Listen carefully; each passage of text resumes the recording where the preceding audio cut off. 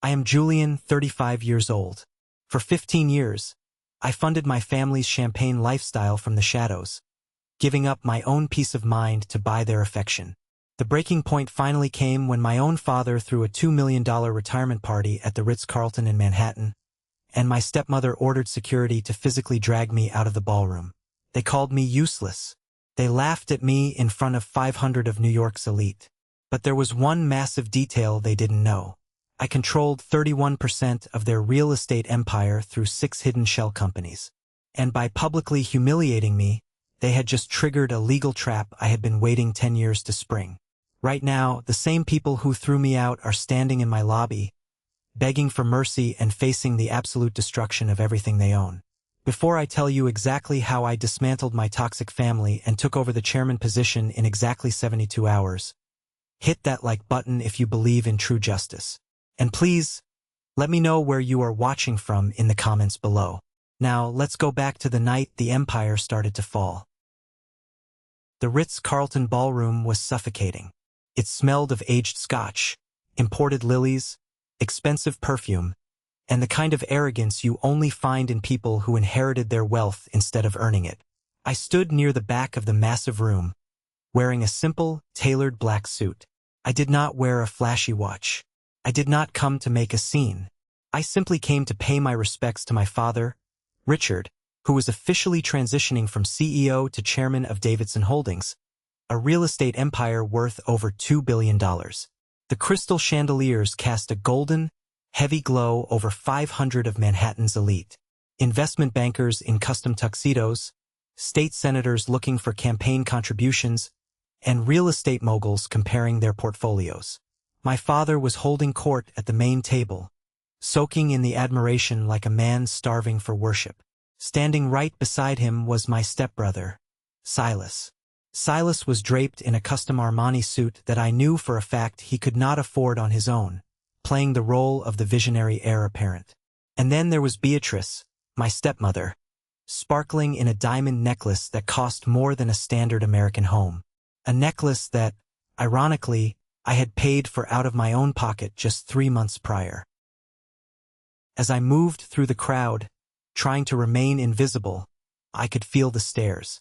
The whispers started immediately, trailing me like a dark, toxic cloud. People in these circles do not bother to lower their voices when they want to destroy you. I heard a prominent judge's wife lean into her friend, her voice sharp and vicious, muttering about how I was the frigid son who could not even hold a normal conversation at family parties. I heard another executive, a man I had actually helped secure a promotion years ago, whisper that I was just bitterly jealous of Silas's upcoming takeover. They all believed the narrative my father had carefully and methodically crafted over the past 2 decades. Julian is the family disappointment. Julian is just a spreadsheet guy. Julian has no vision. Julian is a failure who leeches off the Davidson name. I ignored them. I kept my breathing steady and kept walking toward the main table. I just wanted to shake my father's hand, offer a polite congratulations, and leave. I wanted to fulfill my final obligation as a son. But as I approached the inner circle, Beatrice's eyes locked onto mine. Her practiced, gracious hostess smile vanished in a fraction of a second. It was replaced by cold, hard, unadulterated disgust. She did not want me in the official family photos. She did not want the family disappointment ruining her perfect aesthetic on the most important night of her social life. I watched her lean over and whisper something sharp into the ear of Nathaniel, the chief of security for Davidson Holdings. Nathaniel nodded, his face turning grim, and started pushing his way through the crowd directly toward me. My father saw this happening. He looked me dead in the eye for one long, agonizing second, and then he deliberately turned his back to me. The message was loud and clear. You do not belong here. You are nothing to me. Beatrice's voice suddenly cut through the ambient noise of the ballroom, loud enough for the entire VIP section to hear clearly. Security, please remove this uninvited guest. He is making our family uncomfortable. We do not need this useless man ruining Richard's night. The jazz music playing in the background seemed to dip. 500 pairs of eyes snapped toward me. The silence in the room was absolute, broken only by the clinking of ice in crystal glasses. Nathaniel, a man who had known me since I was a teenager, a man whose daughter's college fund I had secretly contributed to, looked physically sick as he stepped into my personal space. He kept his voice low, but the microphone on the nearby podium picked up the ambient tension in the room. "Mr. Julian, I am so deeply sorry, but I need to ask you to leave right now." I could have fought it. I could have made a massive scene, screamed about the unfairness of it all, or begged my father for just 1 ounce of acknowledgement. The younger version of me would have cried. But my mind works in numbers, in contracts, in legal leverage. I realized in that exact, humiliating moment that the trap I had built over the last decade was finally set. The trigger had been pulled perfectly. The board members were watching. Guests had their phones out, recording the drama for social media. I had everything I needed. "Of course, Nathaniel," I said, my voice projecting clearly and calmly across the silent marble floor.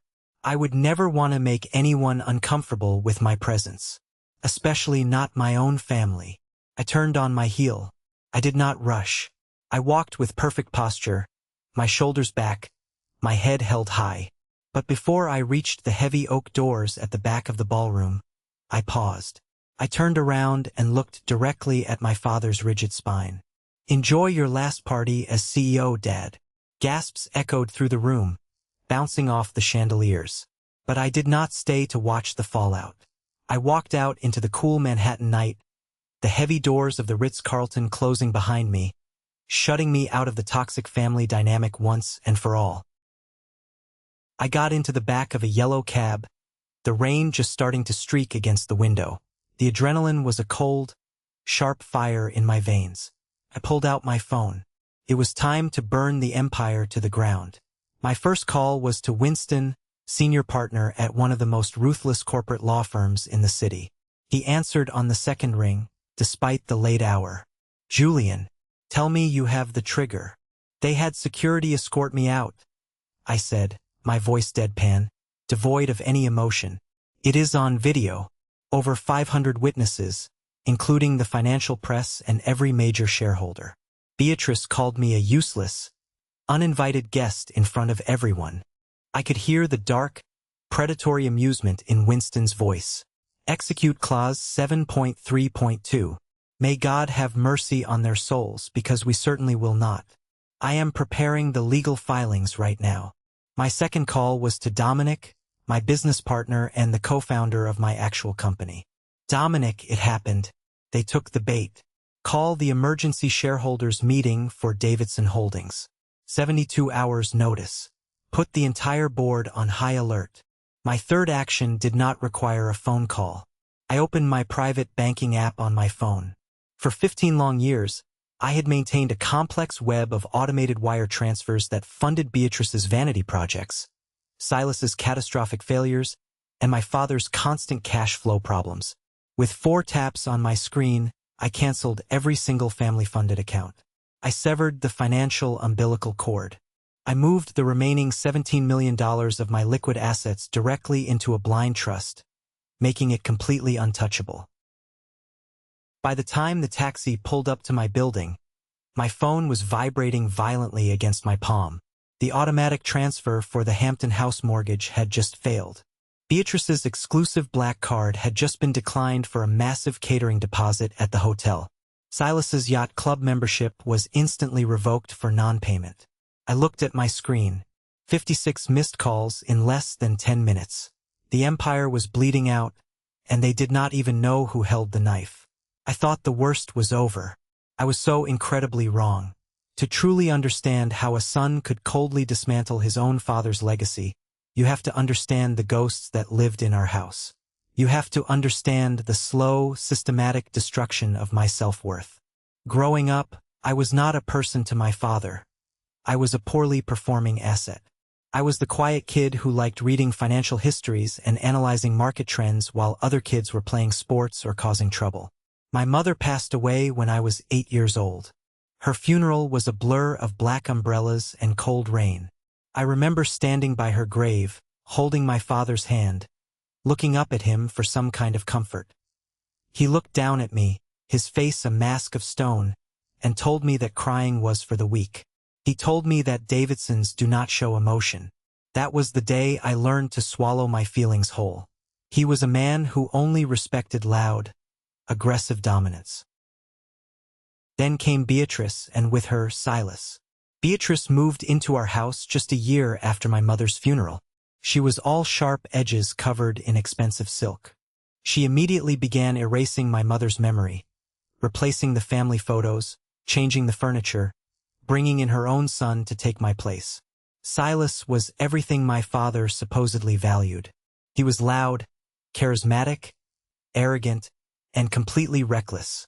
By the time Silas was 26, his greatest life achievements were dropping out of college after exactly 3 semesters, crashing 2 Lamborghini supercars, and getting permanently banned from 3 exclusive country clubs for starting drunken brawls. Yet, at every Thanksgiving dinner, every corporate retreat, every single family gathering, my father would drape a heavy arm around Silas's shoulder and declare to the room, "This kid right here, he understands people. He has the vision.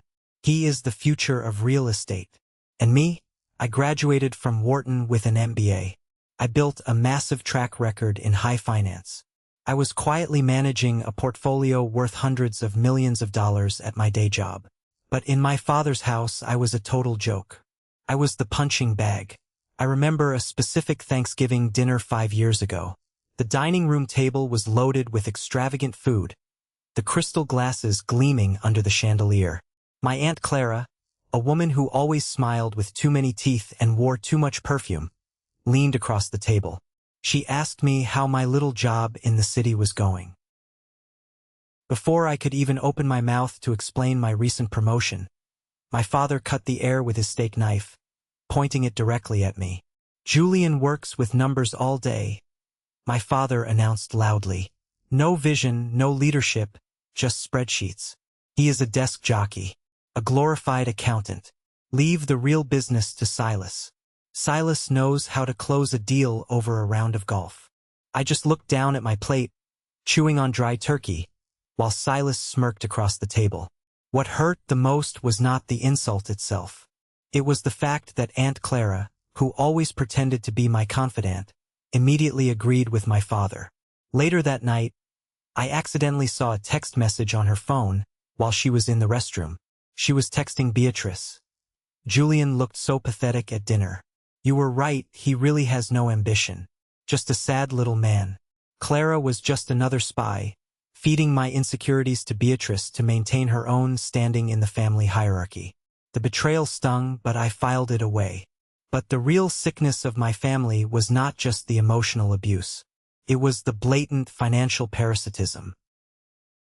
Every quarter, as a minority shareholder of Davidson Holdings, I received the family financial statements. I watched the company hemorrhage money under the vague category of client entertainment and relationship building. It was an open secret in the accounting department. That category was a slush fund for Silas's massive gambling debts and Beatrice's psychotic shopping sprees. Meanwhile, they all believed I was just grinding away as a mid-level analyst at some boring firm, living off a basic salary. But Beatrice had a special talent for finding me whenever the company accounts ran dry. It started small, a few months after she married my father. I remember the first phone call perfectly. I was eating cheap takeout in my tiny first apartment, working late on a weekend. She called me, her voice dripping with fake maternal warmth. "Julian, darling," she purred. "The Hampton estate needs urgent roof repairs. Your father is having some slight cash flow issues this quarter. Nothing serious, just a minor liquidity problem. We need $400,000. Be a good son and handle it, will you? Consider it your contribution to the family." I paid it. I transferred the money from my own private earnings. I told myself that this was how I could finally earn my father's respect. If I saved the family estate, surely he would see my value. Surely he would see that I was reliable, that I was worthy of his love. That was the first domino to fall. Then came the yacht. My father literally looked over his Wall Street Journal one Sunday morning and said, "The Davidson name needs to maintain certain standards. Since you insist on playing with spreadsheets instead of representing the family properly, The least you can do is contribute to the maintenance of the yacht.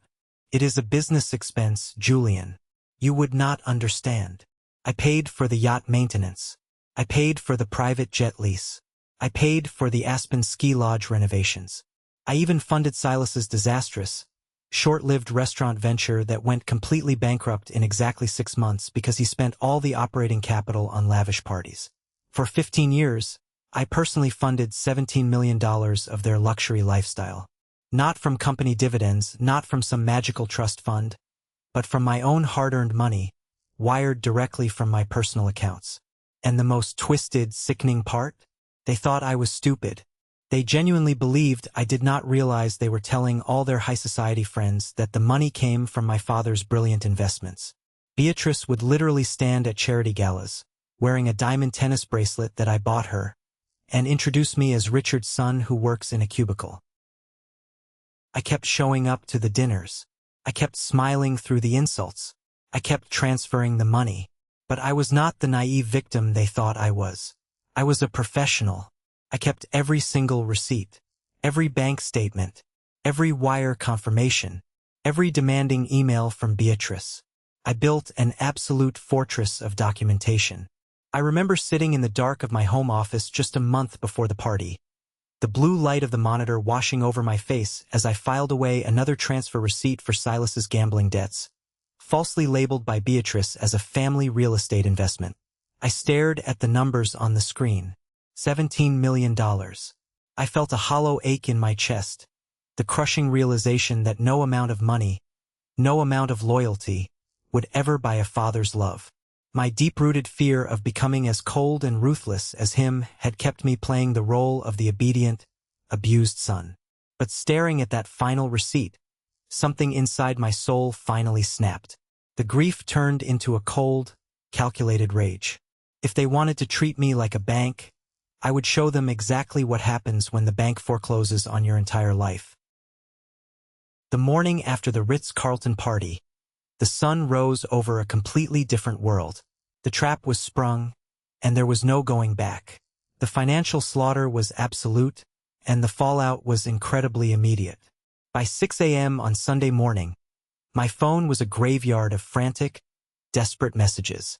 Beatrice was the very first to realize the well had run dry. Her text arrived at 5:47 a.m., furious and completely unhinged. The manager at Bergdorf Goodman just called security on me. My card was declined for a simple $3,000 dress. Fix this banking error immediately. Do you have any idea how embarrassing this is? Silas was less refined in his panic. What the hell did you do? The marina locked me out of the yacht. They said the payment bounced. Turn the accounts back on before Dad finds out you screwed up the transfers. My father tried to maintain his authoritative, domineering CEO tone in a voicemail left at exactly 7 a.m. Julian, there seems to be a catastrophic glitch with our banking arrangements. Call my office immediately to resolve this. Do not embarrass this family any further. Fix your mess. As the hours ticked by and I remained entirely silent, ignoring their calls, the tone shifted drastically from arrogant demands to pure, unadulterated panic. The ultimate irony arrived in an email from the family's private accountant, a man named Arthur. I opened it while sipping my morning black coffee, staring out at the Manhattan skyline from my living room window. Mr. Julian, please advise urgently. The family operating account currently has only $1,200 remaining.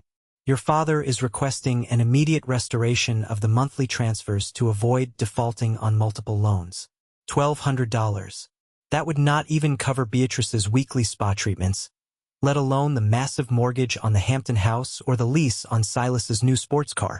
The multi-billion-dollar Davidson family was functionally broke in liquid cash, exposed to the harsh reality of the world without my invisible safety net. I knew they would not take this quietly. I knew the hurricane was coming directly to my doorstep. And I was right. At 11:30 p.m. that Sunday night, my secure intercom buzzed. It was the night doorman, his voice shaking with visible anxiety. Mr. Julian, I am so sorry to bother you. Your family is in the lobby. They are highly agitated and they are refusing to leave the premises. Should I call the police? No, I said calmly, checking my watch. Send them to the private lounge area in the lobby. I will be right down. I did not go down alone. I had anticipated this exact aggressive move. Winston, my lawyer, was already in my apartment, reviewing the final injunctions for the upcoming board meeting. We took the private elevator down to the lobby together in silence. The lobby space was a massive cavern of white marble and glass, making every sound echo like a gunshot. They were all there, standing near the leather sofas. My father, his face flushed a dangerous purple with rage. Beatrice, looking frantic and disheveled without her usual perfectly composed makeup and blowout. Silas, pacing the floor like a caged animal, reeking strongly of expensive bourbon and cheap desperation. As soon as the elevator doors parted, my father lunged forward, closing the distance between us. "You ungrateful little bastard," he roared, pointing a shaking finger directly at my face. "What kind of sick game are you playing? Turn the accounts back on right now. You are ruining everything." He stopped short when he saw Winston step out of the shadows of the elevator, a thick leather briefcase in hand, looking exactly like a shark smelling fresh blood in the water. Beatrice stepped up, her voice shrill, trying to play the emotional manipulation card she always relied on. "Julian, you are destroying your own family. Think of the legacy. What would your mother think of you right now, doing this to your father?" I felt a cold, calculated fury spike in my chest. I stared at her until she broke eye contact. "My mother died when I was 8, I said, my voice dangerously low and steady. "You married him when I was 9. Do not ever invoke her name to justify your credit card bills or your fake charity events." Silas let out a bitter, drunken laugh, leaning against a marble pillar. "You think you're so smart, spreadsheet boy? Dad is going to bury you in court for years. You just kissed your inheritance goodbye. You are going to be cut out of the will. You are absolutely nothing without the Davidson name." Winston cleared his throat, adjusting his glasses and stepping slightly in front of me. "Any legal action should be directed through proper channels to my office," he said smoothly. "And I should mention to all of you that the security cameras in this lobby are currently recording audio and video, preserving evidence for potential harassment, trespassing, and extortion charges." My father ignored Winston completely, his eyes locked on mine with pure, unfiltered hatred. "I made you," he growled, stepping closer. "Everything you have came from me. You owe this family your life." I stood my ground, looking down at the man I had spent my entire life desperately trying to impress. I felt absolutely nothing for him anymore. The fear, the need for validation, it was entirely gone, replaced by clarity. "Actually, Richard," I said, using his first name for the very first time in my life. The sound of it made him flinch. "Everything you have came from me. $17 million worth of lifestyle support, all meticulously documented. The yacht, the house, the cars, the fake charity donations, the bribes to keep Silas out of jail. All of it ends tonight. The ATM is permanently closed."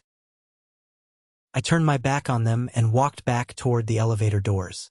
"I will see you at the shareholder meeting on Tuesday morning. Do not be late." As the doors closed, I could hear Beatrice shrieking wildly about a lawsuit, but the heavy steel doors cut off the sound. I had drawn the blood line in the sand. But the night was far from over. When Winston and I got back up to the penthouse, my secure business line was ringing frantically. It was Dominic. His voice was tense, laced with absolute urgency. "Julian, we have a leak. A massive one." I froze, setting my glass of water down on the counter. "Explain. Now." "Someone tipped off your father's inner circle about a hostile entity quietly buying up Davidson Holdings shares on the secondary market. They do not know it is you yet. They do not know about Apex Capital. But they know someone is circling the company, and your father's legal team is preparing an emergency injunction to freeze the upcoming shareholder vote." "Who leaked it?" I demanded, my mind racing through the list of executives. "Valerie." The name hit me like a physical blow to the stomach. Valerie was a senior accountant at Davidson Holdings. 5 years ago, when her husband was going through a brutal medical crisis and her insurance flat out denied the claim, I had quietly paid the medical bills out of my own pocket. I paid hundreds of thousands of dollars so she would not have to declare bankruptcy or lose her home. I had trusted her. I had asked her to just keep an eye on the internal cap table for me. She went straight to Felix on the board of directors, Dominic continued, his voice heavy. Felix brought it directly to your father. She sold you out for a promotion and a six-figure cash bonus to act as an internal corporate whistleblower. I gripped the edge of the kitchen island until my knuckles turned white. My own family abusing me was one thing. They were scorpions, it was simply in their nature to sting. But Valerie? I had saved her family. I had saved her husband's life. Julian, Dominic asked through the speakerphone. Do we delay the meeting? If they file the injunction tomorrow morning, we will be tied up in court for months fighting a lawsuit. I closed my eyes, taking a deep, shuddering breath. I thought about Valerie's betrayal. I thought about the miserable Thanksgiving dinners. I thought about being escorted out of the Ritz-Carlton like a criminal. My old fear of becoming a ruthless monster tried to hold me back, whispering that maybe I should compromise, maybe I should settle out of court. But compromise with a cancer only guarantees that it kills you slowly. I opened my eyes, and they were pure ice. No delays, I said to Dominic. We do not wait for Tuesday to make our move. We move the timeline up. Leak the internal financial documents to the press right now. Let the world see the absolute rot inside Davidson Holdings before the courts even open on Monday morning. The next 24 hours were a masterclass in controlled chaos and psychological warfare. While my family was scrambling to figure out how to pay for their basic groceries and hiding from creditors, I was standing in the true seat of my power, the 42nd floor of One Manhattan Plaza. This was the global headquarters of Apex Capital Management. The reception area alone, with its soaring glass walls overlooking the city and minimalist modern art collection, was worth more than Silas's entire failed restaurant venture. The walls of the executive corridor displayed my actual life, the life I had hidden from them. The Forbes 40 Under 40 feature, the Wall Street Journal's Innovative Fund Managers Award, the Princeton Economics Review calling me the quiet force reshaping private equity. My family thought I worked in a gray, windowless cubicle. They had absolutely no idea I managed a global financial empire. Dominic and I stood in front of a massive digital smartboard in the main conference room. Winston was sitting at the heavy mahogany table, methodically reviewing a stack of decade-old legal documents. Let's review the armor, I said, pointing to the glowing screen on the board. Dominic tapped a tablet, bringing up the structural organizational chart. Apex Capital currently managed $4.2 billion in assets, with clients ranging from European sovereign wealth funds to massive institutional investors, including state pension funds. But the real weapon was hidden at the very bottom of the chart. 6 shell companies, Dominic said, tapping the screen to highlight the entities. Meridian Ventures, Cascade Investments, Paramount Holdings, Zenith Capital, Aurora Partners, and Evergreen Trust. For 5 years, Julian, we have been quietly and relentlessly buying up shares of Davidson Holdings from distressed sellers, estate liquidations, and disillusioned board members. Each entity owns exactly 4.9% of the company. Completely legal, perfectly structured to stay just under the 5% SEC individual disclosure threshold. Combined, I said, staring at the numbers, they represent 31% of Davidson Holdings, making me the largest single shareholder outside of my father's 33% block. Winston pushed his glasses up his nose, a grim smile on his face. And the sword is just as sharp as the armor. 10 years ago, your father over-leveraged on a massive Miami commercial real estate development. He was 48 hours away from declaring complete bankruptcy. He begged you to liquidate your grandmother's trust fund to save him. You agreed to give him the capital, but you made him sign a very specific amendment to the shareholder agreement. Winston slid the original, yellowing document across the polished table. Clause 7.3.2. Any shareholder subjected to public humiliation, discrimination, or deliberate exclusion from company or family events by controlling shareholders may exercise immediate buyback rights at book value for the offending party's shares. Winston read aloud, savoring every single syllable. The trigger is undeniable, Julian. Beatrice ordered security to remove you. Your father stood there and allowed it. It is on video with 500 credible witnesses. The trap is perfectly sprung. I looked down at my father's arrogant, sweeping signature at the bottom of the page. He had signed it without even reading it, desperate for the cash injection. He had handed me the exact legal weapon I needed to destroy him, assuming I would always be too weak, too pathetic to ever use it against him. My phone buzzed on the table. It was a Google alert. The media storm had officially made landfall. Dominic grabbed the remote and turned on the massive television mounted on the far wall. It was tuned to Bloomberg Financial. The cheerin at the bottom of the screen read in bold, flashing red letters, Davidson Dynasty in crisis. Mystery shareholder challenges CEO. But it was not just a news anchor talking. Sitting at the interview desk was Penelope, the former chief financial officer of Davidson Holdings. She had been ruthlessly pushed out by my father 5 years ago because she refused to sign off on Silas's fraudulent expense reports and illegal tax write-offs. Now, she was on national television and she was looking for blood. I am not surprised by this internal challenge at all, Penelope said calmly to the interviewer, her posture perfect. While Richard Davidson was busy promoting his deeply unqualified stepson and funding a lavish lifestyle, the real brains of the operation was being actively suppressed. Julian Davidson was the only one in that family who understood fiduciary responsibility and basic corporate ethics. There is a reason they kept him off the board of directors, because he asked the real questions they were desperately trying to hide from the public and the shareholders. The interviewer leaned forward, eyes wide, sensing a massive scoop. You're saying Julian Davidson was aware of financial mismanagement? Are we talking about fraud? I am saying the company is bleeding massive amounts of capital through nepotism and incompetence. Penelope fired back without hesitation. And whoever this mystery shareholder is, they are doing the free market and the employees a massive favor by cleaning house. I smiled, a genuine smile for the first time in days. The public narrative was violently shifting. The stock of Davidson Holdings was already down 8% in pre-market trading, wiping out millions in value. My phone vibrated again.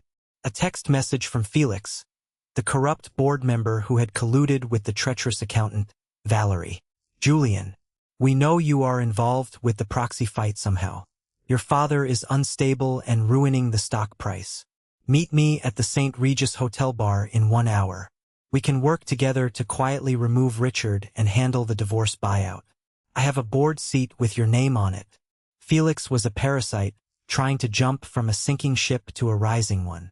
He wanted to use my leverage to take the CEO spot for himself.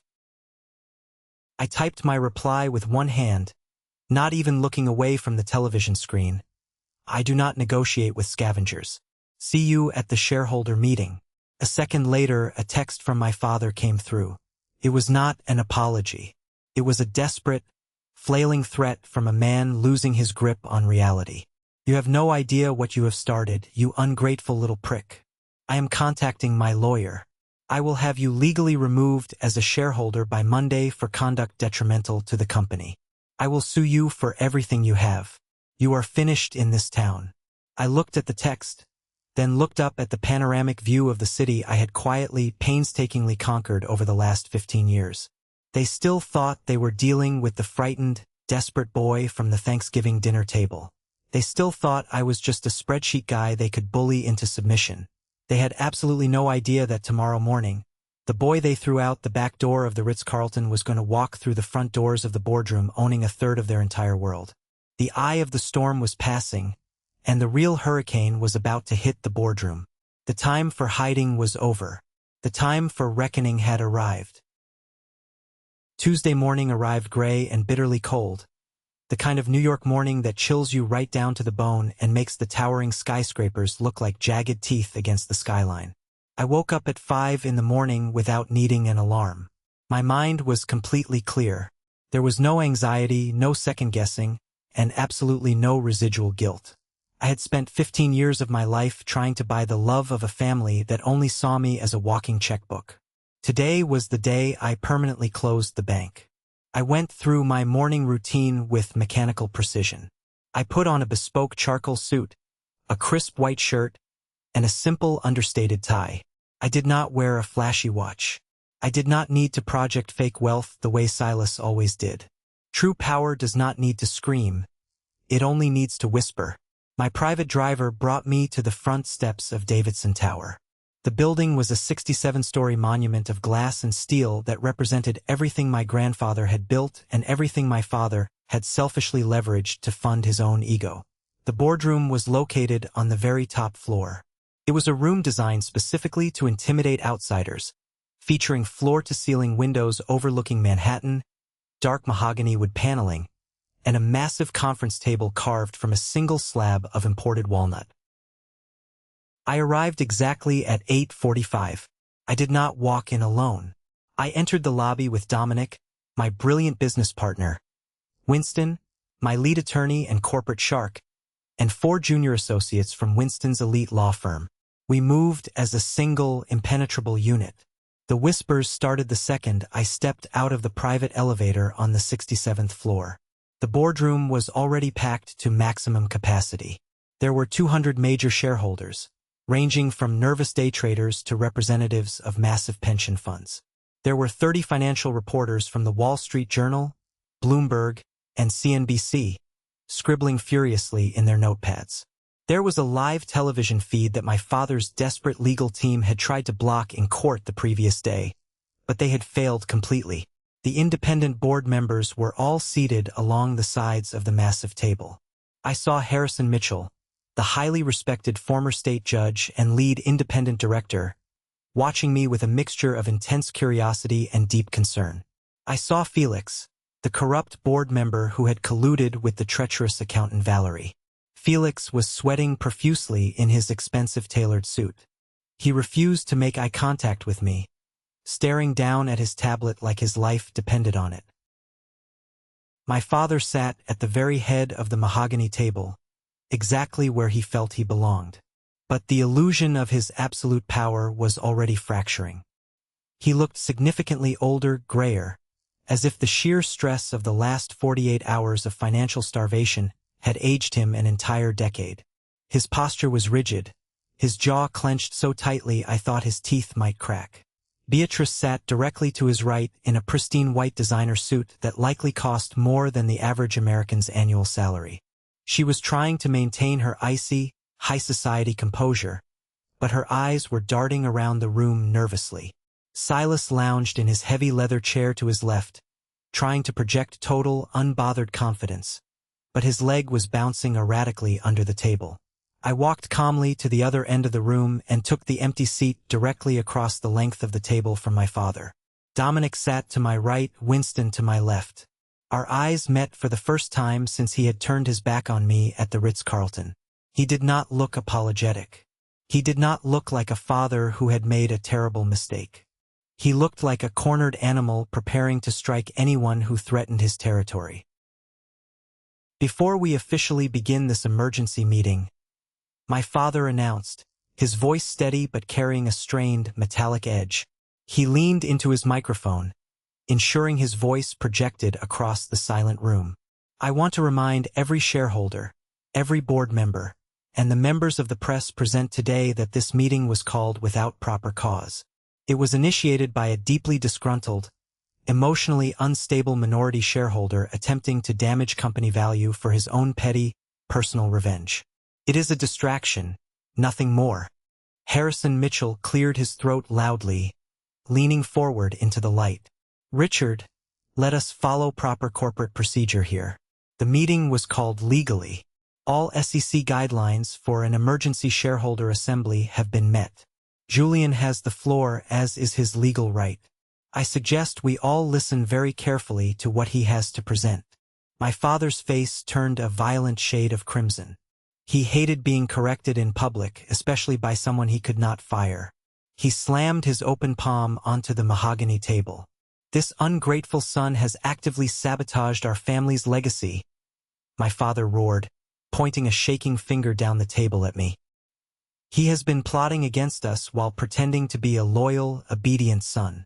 He is attempting to manipulate the market.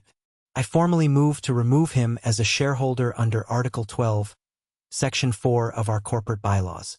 Conduct severely detrimental. A few of the older, more conservative board members nodded in agreement, muttering amongst themselves. One angry shareholder from the back row stood up and called out that the stock had dropped 8% yesterday alone, costing his fund millions of dollars, and demanded accountability. That was the exact moment Beatrice decided to stand up. She always knew how to play to a crowd, treating the corporate boardroom like one of her manipulative charity galas. She placed a delicate hand over her heart, looking directly at the cameras and the reporters. This is exactly what happens when entitled, bitter children forget everything their hard-working parents sacrificed for them, Beatrice said. Her voice trembled with perfectly manufactured sorrow, a performance she had clearly rehearsed in the mirror that morning. We gave Julian everything a boy could ever ask for. We gave him a loving home after his mother passed. We gave him an Ivy League education.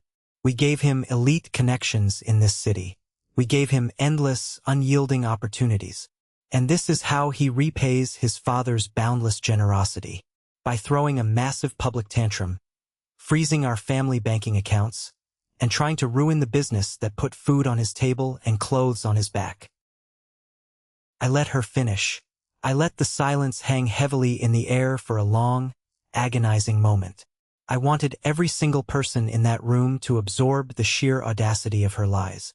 I did not yell. I did not raise my voice in anger.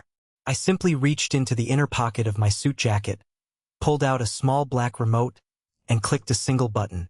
Actually, I said, my voice carrying clearly and calmly through the massive room, cutting through the tension like a scalpel. Let us talk about who exactly gave whom everything. The massive digital presentation screen mounted on the wall behind my father suddenly flared to life. It displayed a highly detailed, professionally audited graph showing financial flows over a 15-year period. The number at the top of the screen was massive, highlighted in bright, undeniable red. $17 million. Silas let out a loud, obnoxious bark of laughter. He leaned forward, sneering at me. What is this absolute garbage? That is ridiculous. You do not have that kind of money. You are a mid-level analyst. You drive a 5-year-old sedan. You are a complete fraud.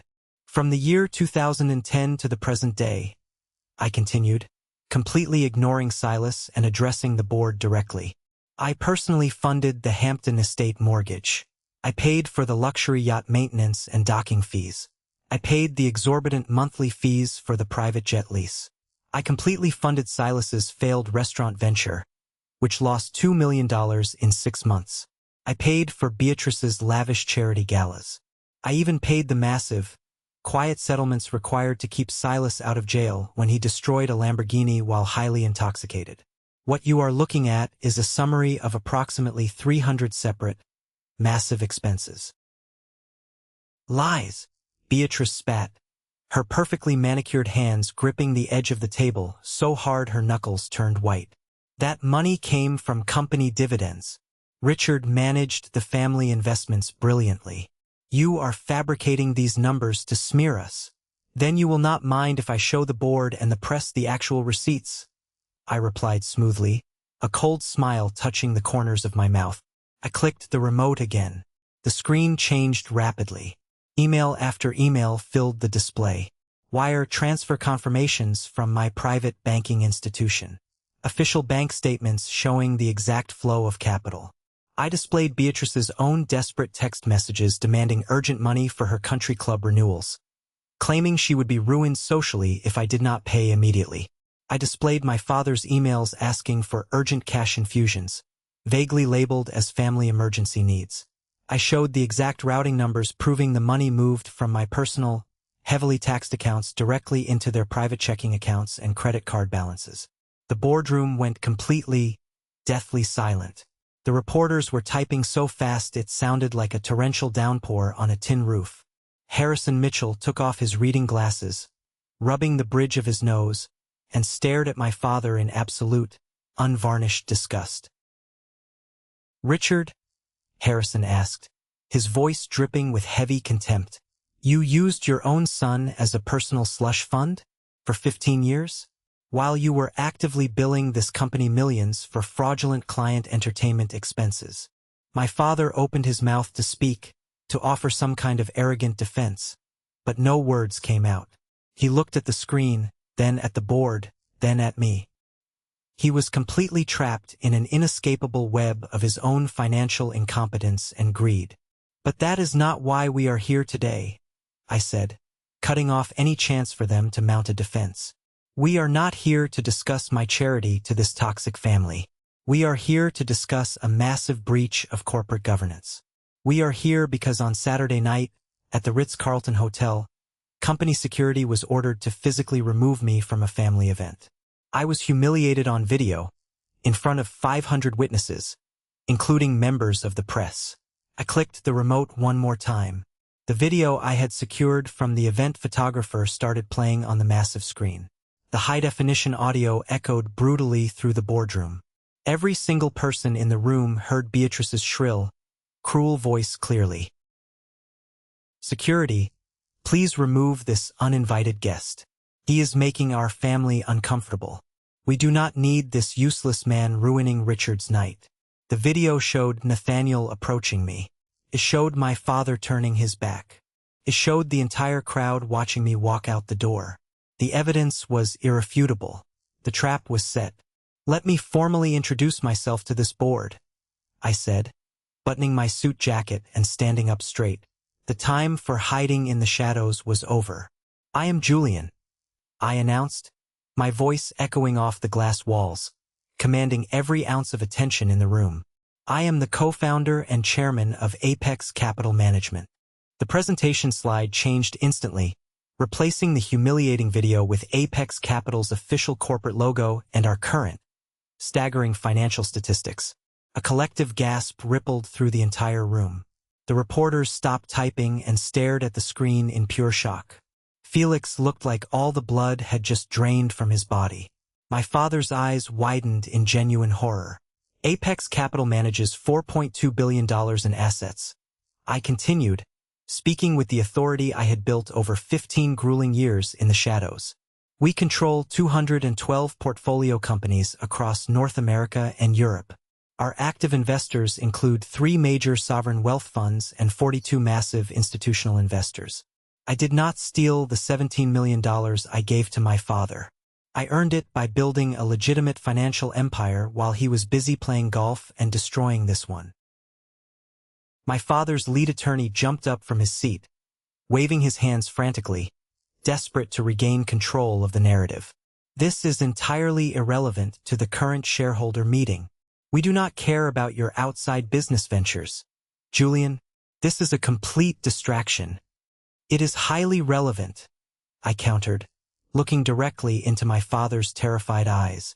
"Because through 6 legally structured entities, Apex Capital currently controls 31% of Davidson Holdings. Combined with my personal 2% stake, I am the largest single shareholder block in this company outside of the founding family's 33%. The screen shifted again. It displayed the intricate, perfectly legal ownership structure Dominic and I had painstakingly built over half a decade. Meridian Ventures, Cascade Investments, Paramount Holdings, Zenith Capital, Aurora Partners, and Evergreen Trust. The chart showed each entity owning just under 5%, completely avoiding the SEC disclosure threshold until this exact, devastating moment. Harrison Mitchell leaned forward, resting his elbows heavily on the mahogany table. "Julian, when exactly did this happen? How did we not catch this massive accumulation of shares in the internal corporate audits?" "Over the past 5 years, Harrison," I explained respectfully, addressing the independent directors. "Every single purchase was completely legal. Every transaction was filed properly with the regulatory agencies. The shares were executed at fair market price. I simply bought the equity that disillusioned investors and former board members were desperate to sell because they saw the exact same rot in current leadership that I did." Silas stood up, knocking his heavy leather chair backward. He pointed a shaking, accusing finger at me. This is corporate espionage. He has been spying on us. This has to be illegal. You manipulated the market. I demand you have him arrested right now. I have been investing heavily in my own family's company. I corrected him coldly, my tone laced with absolute disdain, while being systematically excluded from any meaningful participation, despite my Ivy League qualifications and my massive shareholding. I believed in the assets of this company, even if I despised the management. A quiet murmur of agreement moved through the independent board members. They were looking at me completely differently now, not as a disgruntled, emotional son seeking revenge, but as a highly competent, ruthless corporate predator who had completely outsmarted the current regime. Let us discuss the actual financial performance of Davidson Holdings under current management, I said, clicking to the next slide. The numbers displayed on the screen were absolutely damning. Overhead corporate expenses were up 300% over 5 years. Client entertainment was consuming millions of dollars of critical operating capital. Silas's commercial real estate division had lost money for 7 straight consecutive quarters, dragging the entire company down. But the truly concerning part, I said, dropping my voice slightly to force everyone to lean in and listen closely, is what triggered today's emergency meeting. Winston, would you please explain Clause 7.3.2 to the board and the press? Winston stood up. His presence commanded immediate, absolute attention. Every major corporate player in Manhattan knew Winston's brutal reputation. He had never lost a corporate governance case in his entire career, and he looked like a man about to deliver a lethal blow. 10 years ago, Winston began, his voice smooth, calculated, and incredibly dangerous. When Davidson Holdings required emergency capital to avoid filing for Chapter 11 bankruptcy, an amendment was added to the Master Shareholder Agreement. Clause 7.3.2 states the following. Winston clicked his own remote. The specific legal clause appeared on the massive screen, highlighted in bright yellow. At the very bottom of the document, my father's bold, arrogant signature was clearly visible for everyone to see. Any shareholder subjected to public humiliation, discrimination, or deliberate exclusion from company or family events by controlling shareholders may exercise immediate buyback rights at book value for the offending party's shares. Winston read aloud, savoring the taste of absolute victory. My father's lawyer turned a sickly shade of pale. He grabbed the printed copy of the bylaws on the table and started flipping through the thick pages frantically, searching for a loophole that did not exist. That clause was meant for hostile takeovers from outside entities, not family disputes. You cannot enforce this. The legal language is clear and entirely unambiguous, Winston replied, shutting the lawyer down instantly with the weight of his experience. It makes absolutely no distinction between family and non-family shareholders. In fact, it specifically mentions family events explicitly. The triggering event is perfectly documented on high-definition video. Julian, a registered major shareholder, was publicly humiliated and physically removed from a family event by company security at the direct order of the controlling shareholders. The trigger is absolute. A representative for a major pension fund from the back called out loudly, cutting through the tension.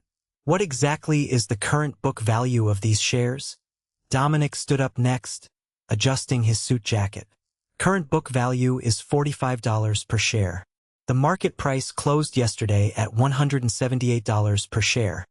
The brutal, catastrophic mathematics of the situation washed over the room in a matter of seconds. Every finance expert in the room instantly calculated the sheer scale of the financial destruction about to occur.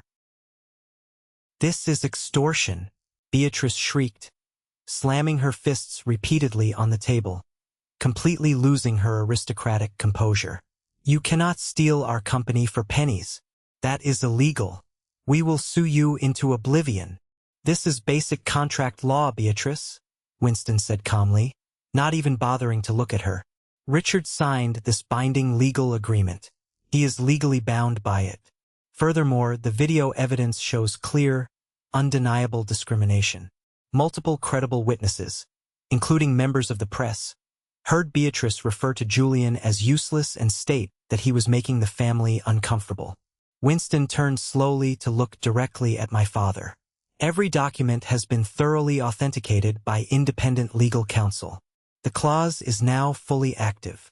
I stepped forward, placing my hands flat on the cold mahogany table, leaning in toward my father.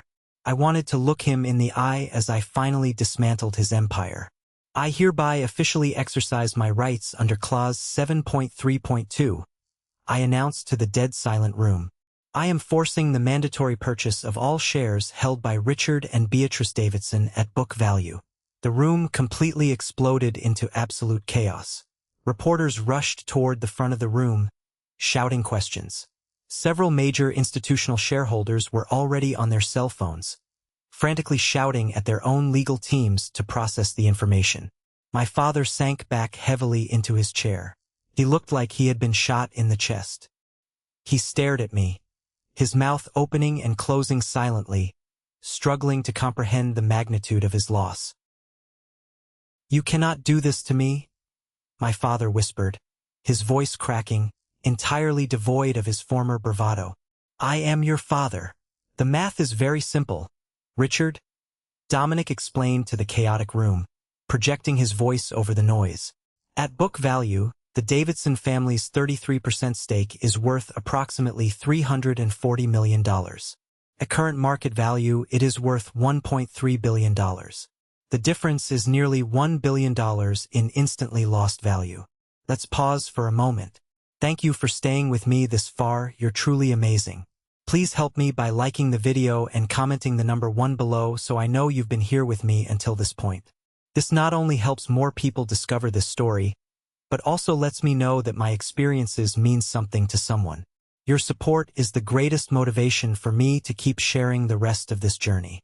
However, I said loudly, my voice cutting through the panic and bringing the chaotic room back to tense order, I am willing to offer an alternative. The room quieted down immediately. Even the reporters stopped talking and lowered their cameras. My father looked up at me, a tiny, pathetic glimmer of desperate hope flickering in his terrified eyes. "Option 1, I stated firmly, laying out the terms of their surrender. You sell your shares to me at book value, taking a massive $1 billion loss, as the legal contract strictly requires. I take full control of the company today, and you leave here with a fraction of your wealth." I paused, letting the crushing weight of the billion-dollar loss settle heavily on their shoulders. "Option 2, I continued, my voice ice cold. You retain 15% of your shares. But Richard, you will immediately resign from all executive and board positions. Silas is permanently barred from holding any employment, consulting, or advisory role within this company or any of its subsidiaries. Beatrice's fake consulting contracts and charity slush funds are terminated immediately. You walk away with 15%, you keep a sliver of your dignity, and you never ever set foot in this building again." My father's lawyer leaned over and whispered frantically into his ear. I knew exactly what he was saying. He was telling Richard that they absolutely could not win this in court. The contract was completely ironclad. If they fought it, they would lose everything, the stock would crash, and they would likely face a massive SEC investigation for the slush funds they had been running for years. Beatrice was sheet white. She gripped the edge of the table so hard her fingernails dug into the expensive wood. Silas looked like he was going to vomit right there on the floor. "You have exactly 5 minutes to decide," I said, checking my watch. I sat back down in my chair, perfectly relaxed, while they burned in their own personal hell. Harrison Mitchell spoke up from the side of the table, addressing the room.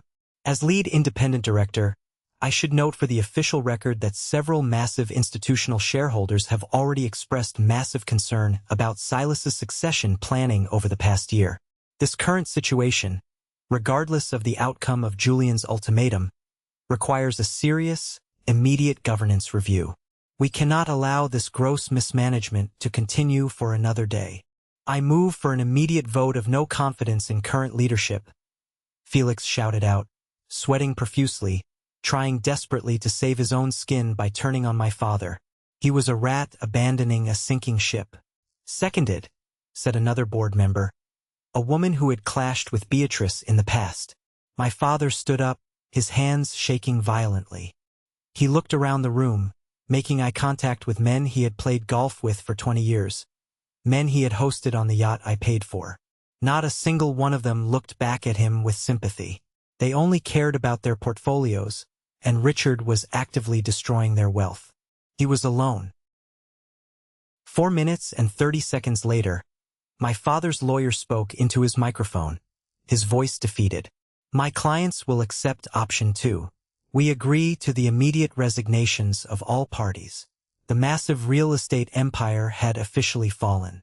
Not with physical violence, not with screaming matches, but with precise contracts, forgotten clauses, and absolute financial leverage. We need to hold the official board vote, Harrison announced, taking control of the proceedings. All in favor of accepting the immediate resignation of Richard Davidson as chairman and CEO. Hands rose instantly throughout the entire room. I counted 67% of the voting power. Exactly the threshold needed. My 31% plus the independent directors, plus the institutional investors who had been desperately waiting for this exact moment to clean house. Motion carried, Harrison stated, striking his pen against the table with finality. Richard, you are hereby removed from all positions at Davidson Holdings, effective immediately. My father slowly sank into his chair. 3 decades of absolute power, completely gone in a matter of seconds. The subsequent votes were a rapid bloodbath. Beatrice was formally stripped of her consulting roles and her company credit cards were deactivated by the IT department during the meeting. Silas was formally banned from the premises and stripped of his ridiculous VP title. Julian, Harrison said, turning his attention entirely to me. Given your substantial ownership, your deep understanding of this company, and your proven track record of success at Apex Capital, the board would like to formally offer you the position of Chief Executive Officer. The incredible offer hung in the heavy air of the boardroom. This was exactly what the narrative demanded, right? The abused, forgotten son finally takes the throne to prove his worth to the people who doubted him. It was the perfect Hollywood ending. No, I said clearly.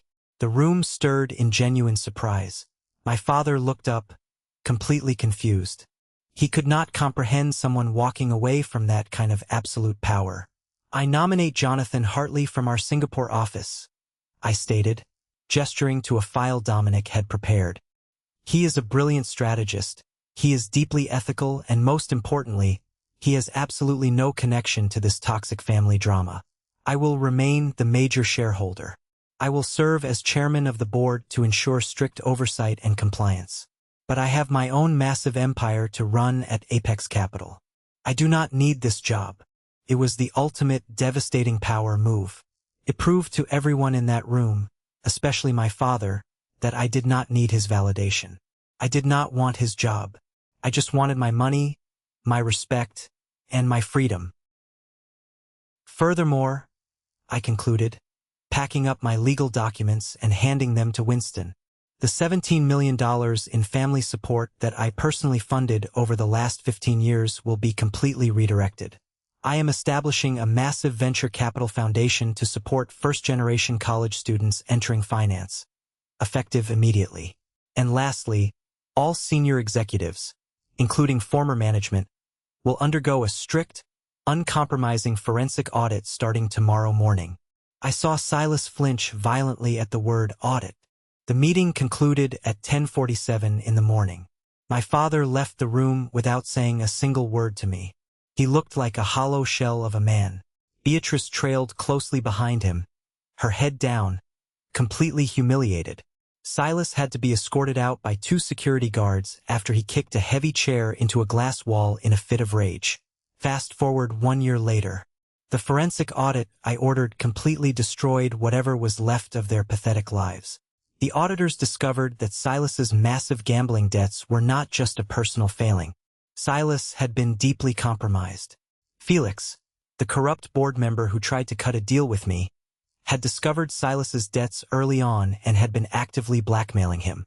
Felix forced Silas to authorize terrible real estate deals that specifically benefited Felix's private shell companies.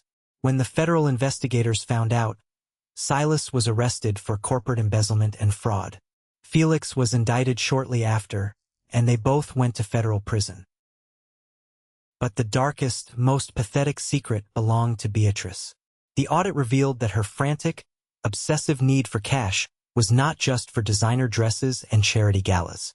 Before she married my father, Beatrice was deeply in debt to a very dangerous loan shark syndicate tied to her previous husband's illegal gambling rings. She had been quietly siphoning hundreds of thousands of dollars of company money to pay off violent extortion threats to keep her perfect high society image intact. When the truth finally came out, she was blacklisted from every single country club and charity board in New York City. She was a total pariah. My father, stripped of his social standing, his company, and his pride, was forced to sell the Hampton estate at a massive loss just to cover his mounting legal fees and Beatrice's debts. The psychological fallout of completely destroying your own family, even a deeply toxic one, is incredibly heavy. You do not just walk away from 15 years of emotional abuse and financial exploitation without carrying some deep scars.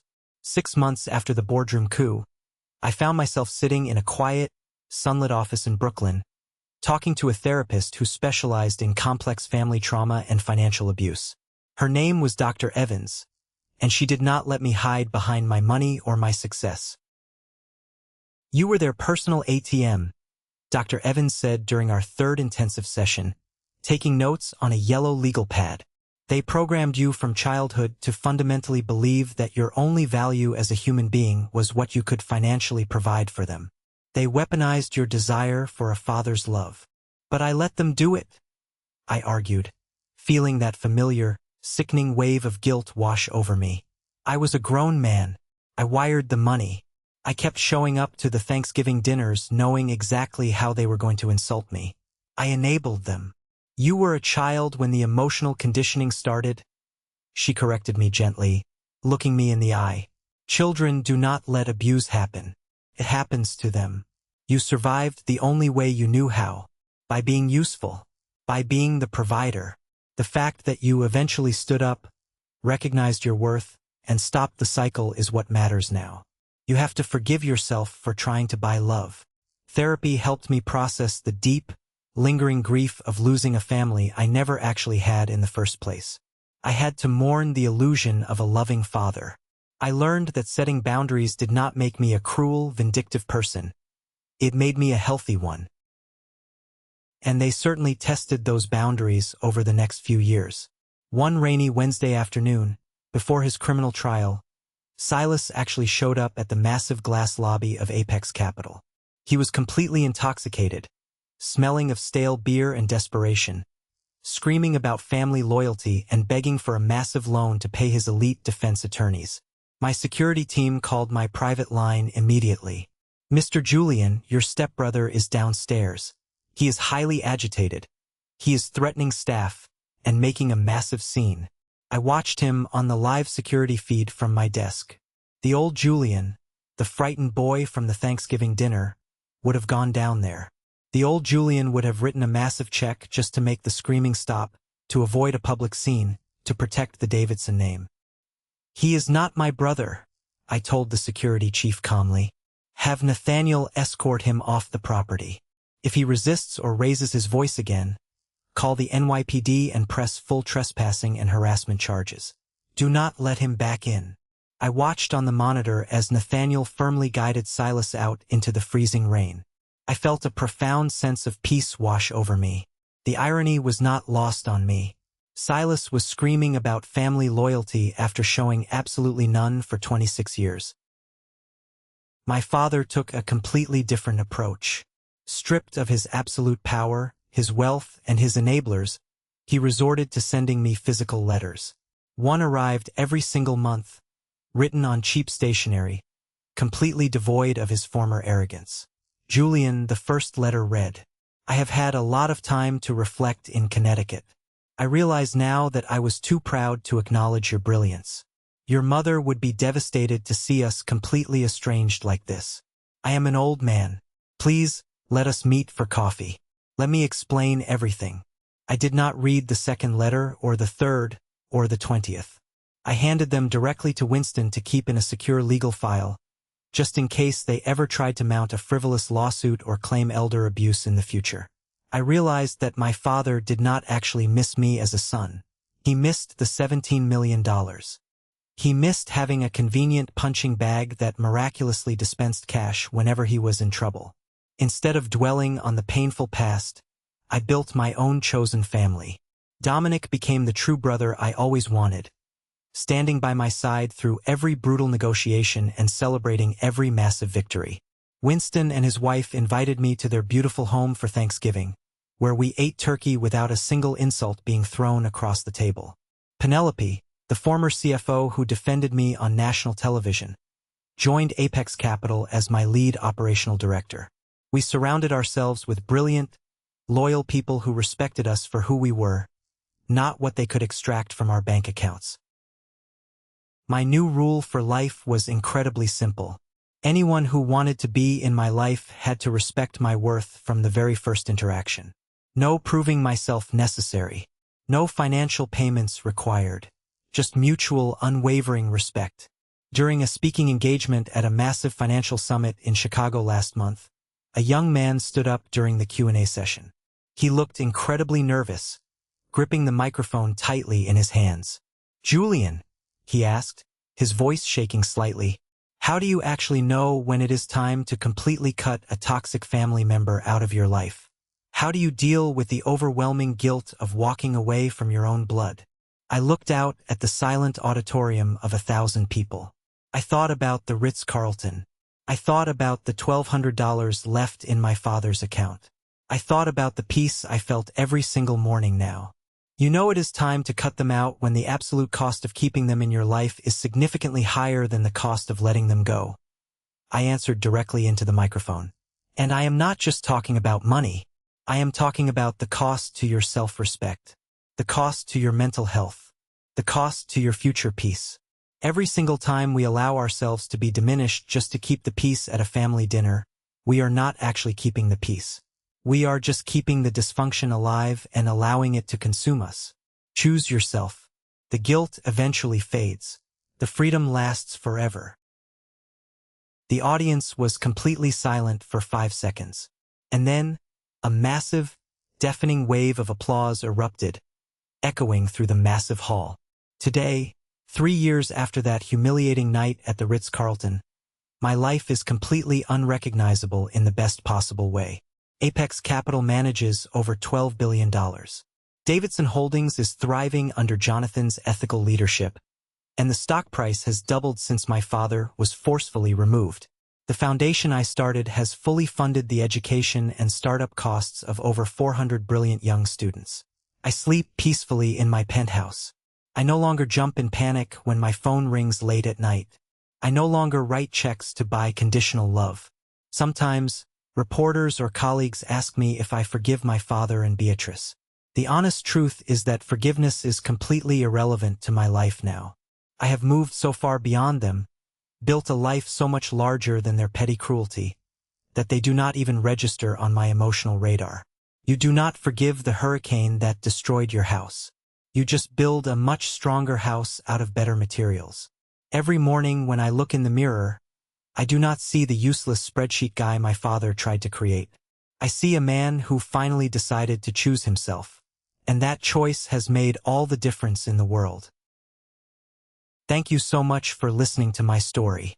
If you are currently struggling with toxic family members, or people who only love you for what you can financially provide, please remember this. You deserve respect without conditions. Setting firm boundaries is not cruel. It is basic self-preservation. Have you ever faced something similar with your own family? Have you ever had to walk away from people you thought you loved to save yourself? Share your story in the comments below, and don't forget to like and subscribe so you don't miss the next journey. Your worth is not negotiable. Remember that.